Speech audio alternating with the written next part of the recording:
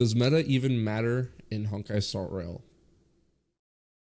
Let's find out. Now the topic for Let's see what he today's has to video say. is going to be about if meta in Honkai Star Rail even matters anymore, and I'd like you to take this one seriously because I do have my own 2 cents, my own takes that I feel like are fact. However, I will be going against the Can we hear that one more time? my own takes that I feel like are fact. However, I will be going against the echo chamber, and many people are not going to be happy with what I'm about to say. This is me nitpicking, but I don't think your take, most takes are not factual, but I do get what he's saying. I'm just nitpicking that. But all right, let's see. That being said, though, I was inspired to make this. I do appreciate him going, if based on what he's claiming, he goes against the echo chamber. Let's see if that's true. If he does, I respect it, because the echo chamber kind of cringe sometimes. Video when I saw a comment that gave a genuinely good explanation as to why Sunday is falling off from the meta. Do I agree with it? No. However, very good points, and some of it to an extent is I want to know what this comment is. I hope he shows true. up. I'll show the comment up. And he does. Okay, let me read it quick, in case he does. He's been washed and generally not worth pulling for already on his first rerun. All the teams that used him previously are now complete and have their own dedicated best in slot. His amp and multipliers are really bad compared to 3.x supports who provide stuff like true damage, vuln, respen, and def shred. His kit has a lot of anti-synergy with many archetypes too, and turn-locked rotation will always be worse than something like Trailblazer. Elation not scaling with damage percent will solidify that. It's just a matter of a few months for him to become completely scarce in the meta. He's barely holding up now. I'm going to give my opinion on that. I disagree. I don't think he's barely holding up. I can see to an extent what he's saying, like, oh, there's dedicated best in slots, but he is an incredible alternative to those teams. What's Aglaya's best in slot team if it's not Aglaya, Cyrene, Sunday, Huohua? You know, like, who else is it? No, like that. Maybe that's just me. Maybe that's just how I play the team. But I want to know who else is best in slot for Aglaya. Granted, she might not be completely meta, and you know he's strictly speaking meta. And yes, those teams do have best in slots, but I think saying he's barely holding up is extremely biased and incorrect. But the elation not scaling damage percent does fuck him over, which is why Sparkle is going to be so powerful in 4.x, which also helps that she's getting buffed On screen right now, but this got me thinking, this got the gears in my brain rolling. Why do people care so much about meta and endgame in Honkai Star Rail? There's a very good and honestly a very simple explanation as to why. It's because there's not much other to do. It's like turn-based combat. I don't know, it's a gacha game with endgame. Everybody cares more about gacha, like endgame content, than the main content. Two things. Number one is going to be power creep and HP inflation. The other thing is going to be the people who talk about it. Now, of course, there is power creep in Honkai. It's two things. There's a very good and honestly a very simple explanation as to why. It's two rolling. Why do people care so much about meta and endgame in Honkai Star Rail? There's a very good and honestly a very simple explanation as to why. It's two things. Because it's hard and it challenges you. That's why people care. It's the most satisfying gameplay in the game. Like, comparing your normal mob fight to MOC, Pure Fiction, Memory, Apocalyptic Shadow, Anomaly Arbitration, it's what pushes your characters and your builds to their absolute limits. That's why people care. Number one is going to be power creep and HP inflation. The other Okay, that, yeah, kind of, yeah. That too. That's why meta is important, because power creep. thing is going to be the people who talk about it. Now, of course, So people care about it because they like. I just want to make sure I'm understanding this, and he will probably go into detail on what he means. But just based off that, his second reason that people care about meta is because people talk about meta. When I think it's the other way around. And like I said, he's probably going to explain himself, but people talk about meta because they care about it. They don't care about it because they talk to it. It's flipped, but let's see if he explains. There is power creep in Honkai Star Rail, there is HP inflation. Am I going to deny that? No, because it's factually correct and it is there. I feel like what's more problematic, however, isn't the power creep, but how people talk about it. It is crazy to me how there's people in this general gacha community who still believe that characters and units are getting power crept after 2 to 3 patches. This matter is absolutely not true, and Yeah, that's just incorrect. It's just a hyperbolic statement that people use to discredit anyone who likes the game. They're like, oh, you're biased and HP inflation exists, which means the characters, aren't as powerful. it is a very uneducated statement to say in this day and age. There's so many different evaluations and calculations that go into how a character functions, not just individually, but relative to the other units who function similarly to them at that level when it comes to kit design as well. And this leads me on to if meta in Honkai Star Rail even matters. And the answer is going to be yes, to an extent. Now, I'm going to say this. It matters if you care about it. It's one of those things that it matters to those who enjoy it. The people who don't care about endgame don't give a shit. It's one of those very like surface level basic ass responses of, oh, do you care about endgame content? Yes. Then it matters. Then the meta matters. Do you not care about endgame content as much? No, then meta probably doesn't matter as much to you. Now, can you go with only DPSs in this game and still max star? No. Can you go with only sustains and max star? No. That being said though, there is a middle ground that if you can find, which you absolutely have the power to do so, you will be able to have the most amount of enjoyment from Honkai Star Rail while still max starring the endgame. There is a spectrum of sorts, right? Yes. Meta is, or endgame is but a spectrum. Honestly, yeah. And this is something I've talked about a lot, and I'll see what he has to say. But before I forget, my thought is you don't have to play meta to clear the endgame content as long as you're willing to vertically invest into your favorite characters. Oh, so like my Acheron, she's E6S1 on my main account, so she's still able to clear endgame content because I got E1S1 Jiao Cho, I got E0S1 Sunday, or I can use Sparkle.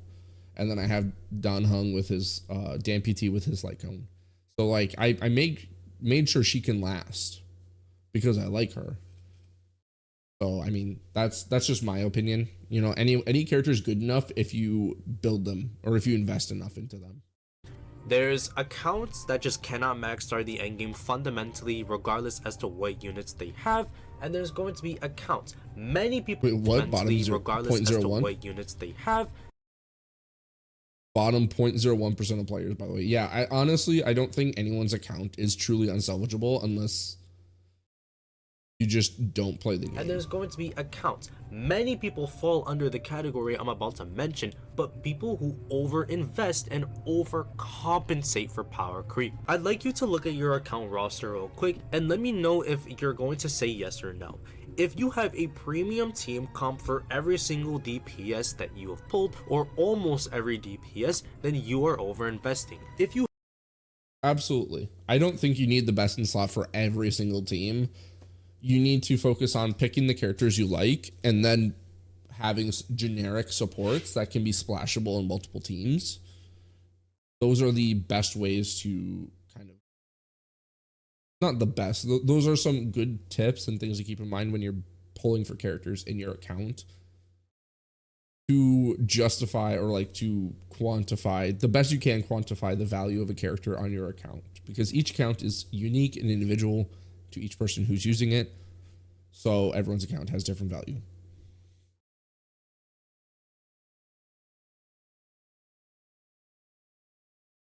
since Pure Fiction. Wait, so you can clear Memory of Chaos, but you can't clear Pure Fiction? Interesting. I'll have to, I don't believe you. I think you can clear it. I don't think it's that you can't, or that you won't be able to. I'd have to take a look at it though. You have Sunday on your account. Did you actually pull Sunday because you like the unit, or did you just pull him because he's meta and everybody else was hyping him up? Did you? I pulled him because I liked him and he's just strong as fuck, you know? That's why. I pulled him because he is a great versatile unit that can be plugged into any hyper carry team that scales off of crit. With the new changes to Pure Fiction, I don't know. I think I'd have to look at who all you have on your account because I don't. But I think you'd be able to if I took a look. Did you do that with casters as well? With Cyrene, Phynon, Tribby. Many people fed into the Tribby E1 hype without even understanding what difference it makes on their accounts. They Yeah, that's one thing too. I agree. Just got the E1 because other people said so, and that's what 80 pulls gone, maybe even 160 if you. Yeah, this I agree. There are so many, like, there are casuals that will pull purely based on what everybody else is saying, and they don't understand what the pull does for their account. And that's kind of, you know, one of the reasons why I want to do that more like Jello Impact type thing where I play, like, pull and build every character, like as many characters as possible, because there are some characters that, like, on paper they're great, but they just don't do as well. Yeah, you pull for characters you like. Absolutely. That's the best meta. That's the best meta in any gacha game, is pulling who you like. And I think there's a sweet spot of, and this is kind of my philosophy, I'll pull for the characters I like, and then if I like them enough, I will be willing to pull characters to support that playstyle. So like for Acheron, I didn't want to pull Zhao Cho, but he is by far her best in slot, so I pulled Zhao Cho. Plus he's Nihility, so I got him anyways. But there's that sweet spot of pulling what your account, knowing what your account needs to do what you want with it. So like if you like Jing Yuan, you kind of like, Sunday is the best in slot for him. I'm sorry. I don't think there's anyone that can replace Sunday in that team aside from like Ting Yun. But even then, it's like a very bad, like, drop off.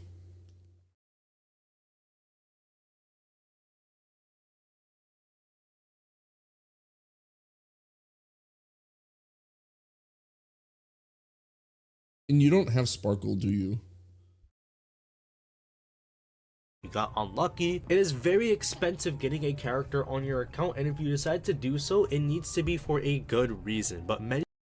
You should be able to use Dill Pickle then.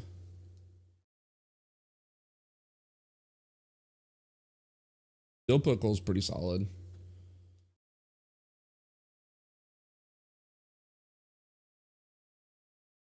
Many people are lacking a good proper reason. Many of these units who you are pulling, many of these Eidolons and these Lycones that you're getting, they just don't matter.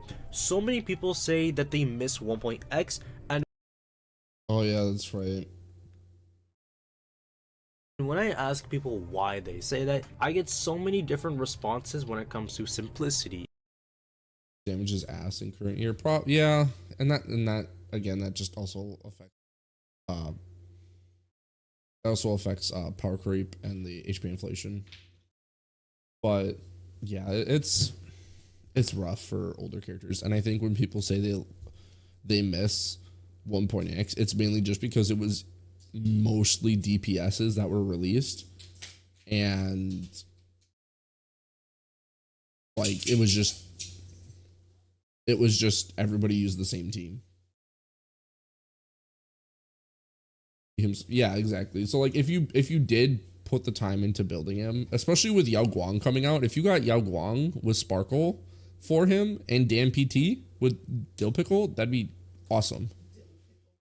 That'd be a great ass team, in my opinion. When it comes to the story being a lot more casual. But the main one that I get from why 1.x was better for a lot of people was because of team flexibility. It felt like anybody could be used in any scenario, and that's because it was just Bronya Tingyun, and then like Locha, and then you put slot in a DPS that wasn't Blade. There was a team, you know. It was just a single hypercarry generic team. That's why there was flexibility, is because every character was just a DPS, basically. Like, so it was too, like, there weren't playstyles yet, aside from Dot and follow-up attack, but even those were kind of like very meh and not into their own yet at that time. That's why people like him. Or that's why people like 1.x, probably, just because it was easier. But I also get, like, you know, feeling not liking the fact that you have to feel forced to pull a character.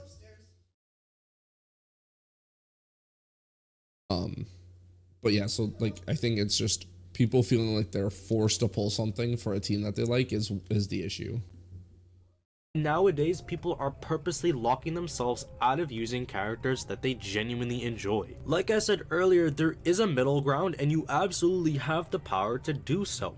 The trick is to just not overinvest. You don't have to get premium team comps for every single DPS that you pull. And You don't have to, no, but you have to be smart about who you invest into.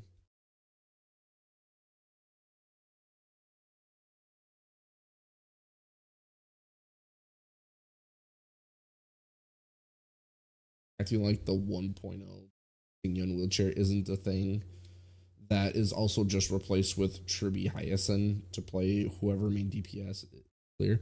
Honestly, yeah. That's kind of like what I'm saying is like you could even swap out like Sparkle, even like at the time Sparkle was a great alternative. You know, like, and that team, that comp can still probably clear relatively fine, to be honest. You know, like I think wheelchairs, like, but I think he's just saying, like, in a sense of like there aren't, like, the wheelchair isn't the best option, I guess, is kind of like what he's saying.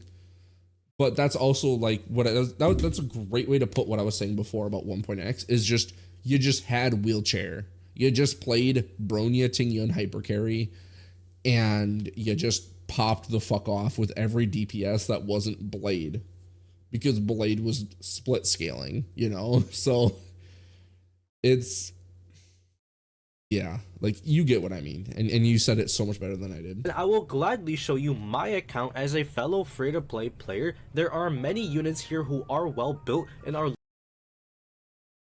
Let me look. Let me be nosy. count as a fellow free-to-play player. There are Okay, so he's got wheelchair. He's got a wheelchair team front and center. He's got wheelchair. Is this not just a wheelchair team? many units here who are well And Finan. Okay, so he did invest into. Wait, where's Fugue? Does he have Fugue? I don't know if he has Fugue. built and are level 80 because there's a lot of units here that I do in fact use. There are some characters who I just simply will not use, such as Japard, Sealy, Clara, but you may notice I honestly hate that Zeely fell off. Not gonna lie. She is one of, like, she's in my top 20. Absolutely, I think.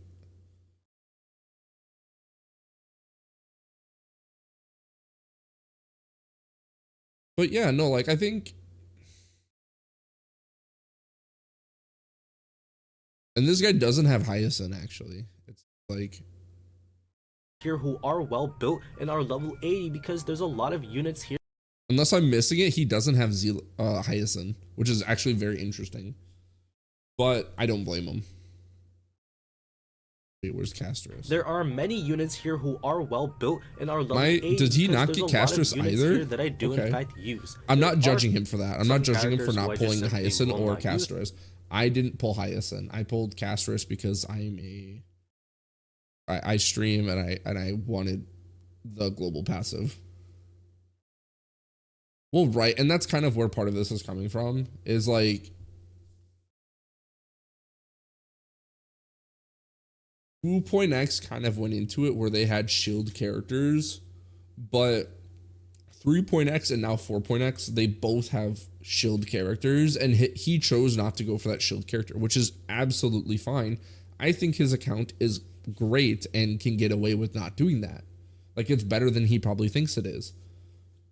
If they're built. Obviously, I'm not seeing the builds, but looking at this Saber, given, you know, maybe a little more attack would probably be ideal, honestly, if I'm going to nitpick. But this is a fantastically busted Saber, in my opinion.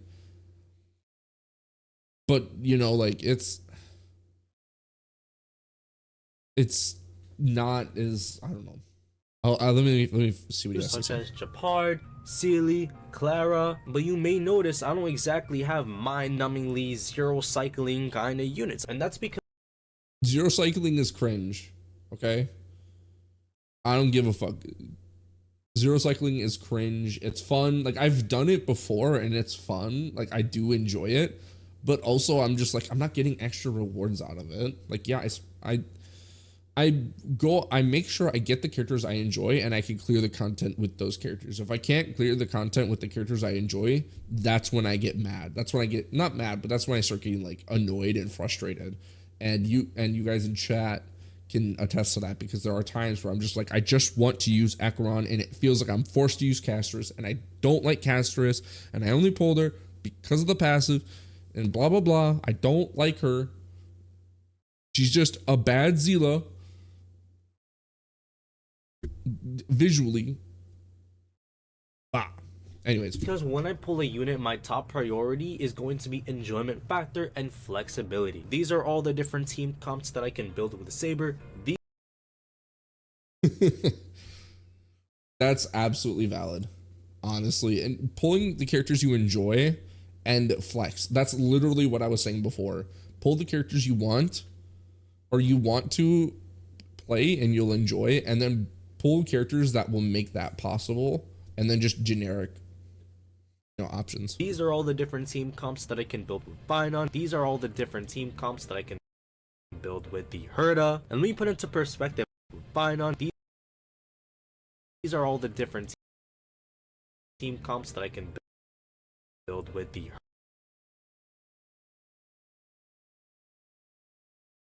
Honestly, yeah, it's a lot of RNG because you're going to stainless, so you just need everyone to get hit the same amount.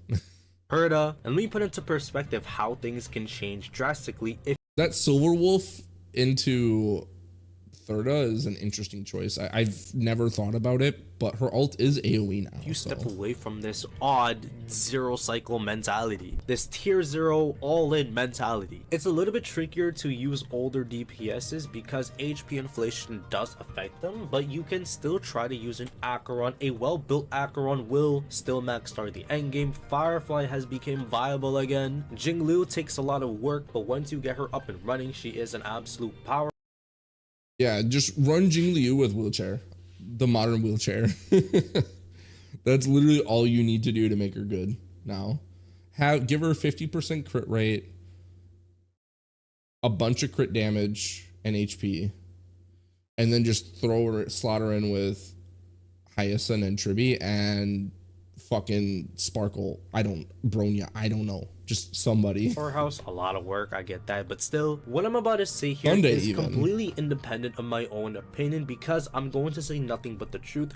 Honkai Star Rail does have power creep, it does have HP inflation, and you have to be very careful about what units you actually pull and when. You can't be all willy-nilly. Okay, yeah, so if you save up for a full year, you're probably gonna have a hard time keeping up. However, there is leniency when it comes to who you can get. If you love Bronya as a support, you just don't need Sunday. If you I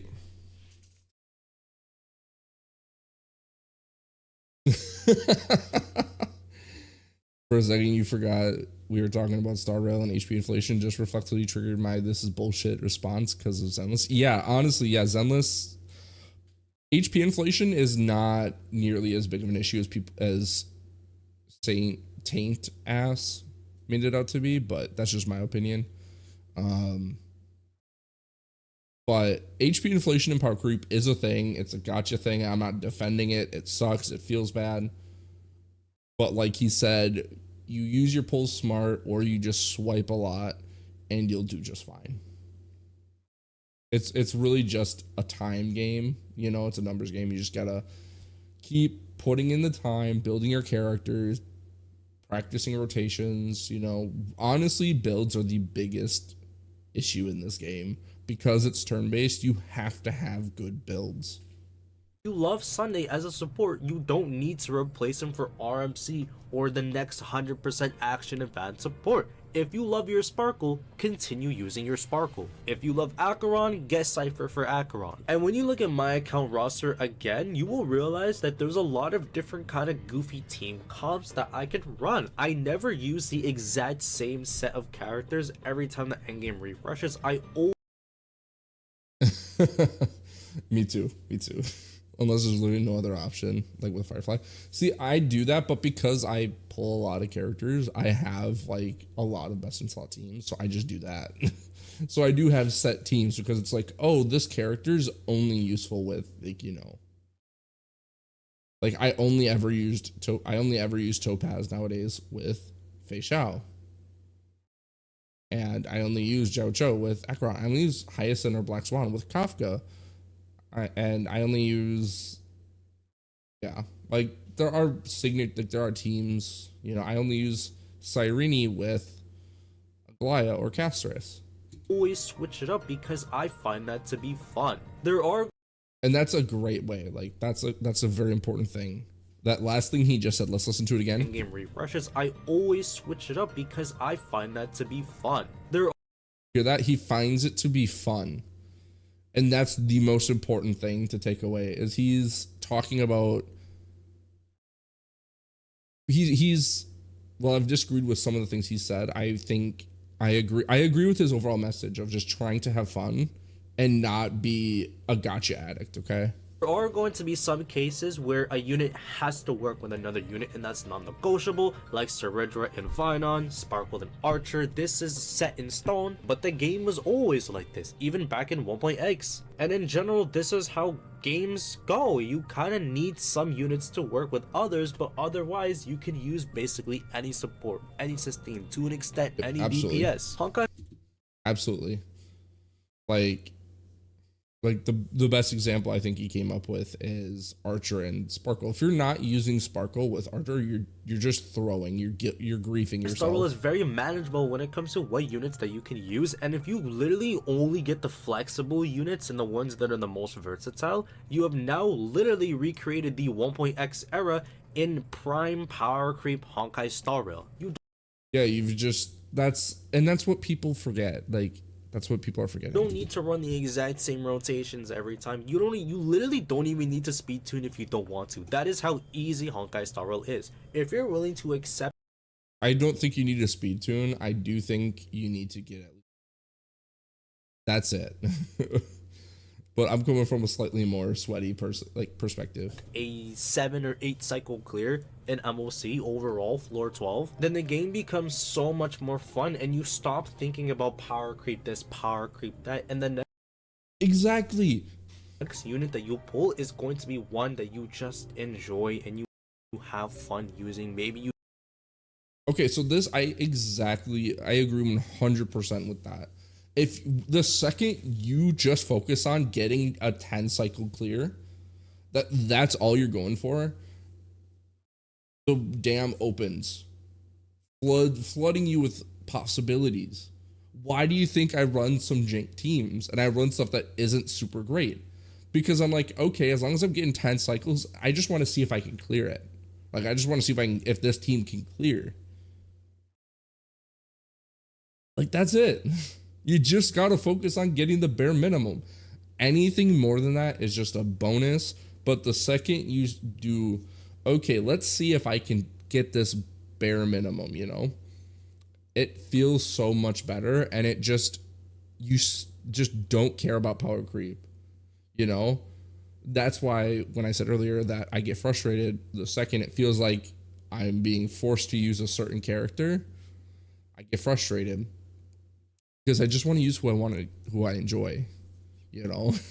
You just like their design. This is exactly how I play Honkai Star Rail. I never played this game for meta. I played it for meta for maybe 4 or 5 months, found it to be boring, and I just switched back to being semi-casual. I do keep up with the meta and I make meta content, but I don't apply these meta rules to my account simply because I don't find it to be fun. And as I agree. I don't follow the meta on my main account, but like I also just pull a lot of characters. So I end up like following it like unintentionally. Like for example, 4.x, I'm trying to pull everybody. So that I'm just kind of following the meta unintentionally because of just how it turns out. As a result, I've been max starring the endgame every 2 weeks for the last, at the very least, a year. I got 9 stars in Anomaly Arbitration last patch. I've been max starring every single endgame content since right before 2.x came out. The last one the first one I maxed out was Memory of Chaos when it was still only 10 floors or 10 levels.